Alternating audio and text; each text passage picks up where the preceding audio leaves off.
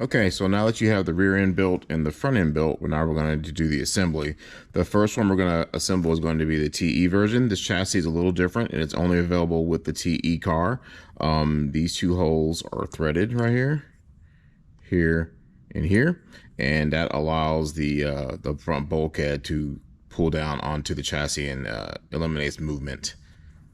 So front end's already built in this particular. This is kind of a sample. What we're going to do first is flip the chassis over, or it's actually there already. All right, line it up here. You're going to take the supplied black screws that come with the chassis in the chassis bag. I would definitely put some Loctite on those. A little bit of blue or purple should be fine. I wouldn't use red. It's a steel chassis, so you can tighten it up pretty good. It's not gonna have a tendency to strip out. Then flip it over. You're gonna put a 4mm screw in the center, like so, or 5. Either is fine. And that's basically how that's assembled. After you have to have your arms like this because you can't reach, you can't touch the.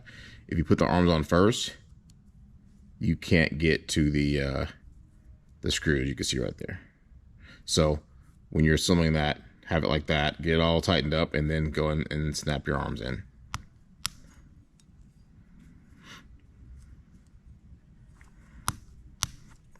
There you are.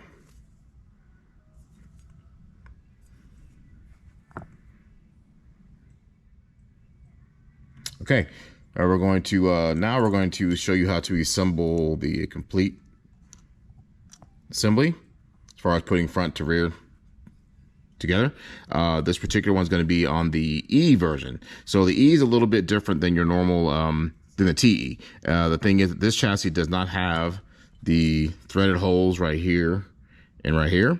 This has got through holes all the way through, which you're going to use flathead screws on all 3, and they're all going to be 4mm.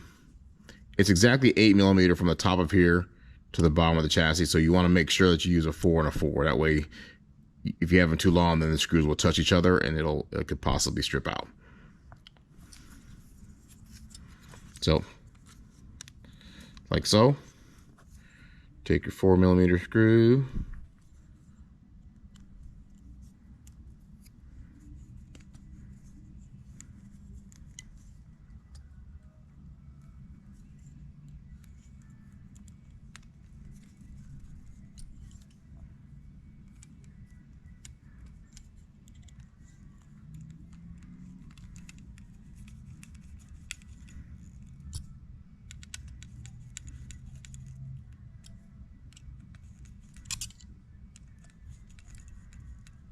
Okay, that's it. There's your E assembly. In the rear, to put the pod ons, it's the same on both cars. Only difference is the side damper mount is a little different. One's made for a Lexan mount for the TE, and the hard body mount is optional. So I've already put the FPM on here, and the floating pod mount, like I've said in a few videos, is designed to be 2 pieces. It's designed to float, so you don't have this really tight, and you don't put shims in between it. You do none of that. It's designed so that as this wears out, which it will, you can tighten it up and keep it in spec. So to assemble this, you're basically going to go about 90 degrees, push it in, swivel like that. And then you're in the middle. Now, while it's like that, you're going to go ahead and put your whichever cross brace you have on there, either for the Lexan mount or for the hard body mount. This particular one's a hard body mount.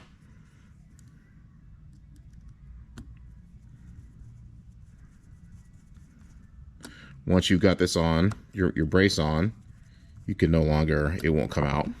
Okay. As far as adjusting your floating pod mount, what you basically, the easiest thing to do for me is to take the screws, screw all the way down till it snugs up. Okay. Don't over tighten it.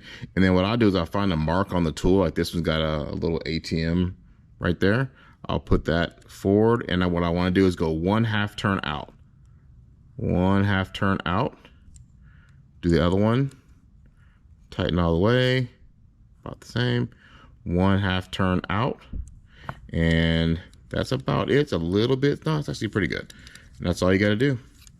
This is your R1e. And this is your R1te. TE.